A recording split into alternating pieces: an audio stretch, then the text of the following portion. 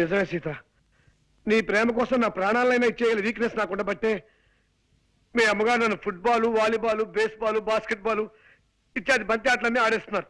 మిమ్మల్ని ఇలా కష్టపెడుతున్నందుకు నేనెంత బాధపడుతున్నానో తెలుసా? ఎవరే సీత? నేనండి సూరిబాబుని. ఎవరు? శూర్పణఖవా? శూర్పణఖని తాటకని కాదు అత్తయ్య గారు, నేను మగవేధమని. మీరు మరీ లింగ భేదాలను కూడా గమనించకపోతే ఎలా? నేను సూరిబాబుని. అంత గట్టిగా అరవకు నాయనా, నాకు చెవుడనుకుంటారు నలుగురు.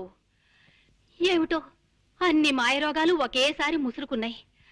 చూపు మందగించింది, వినికిడి సన్నబడింది. మీ ఒంట ఎలా ఉంది ఇప్పుడు?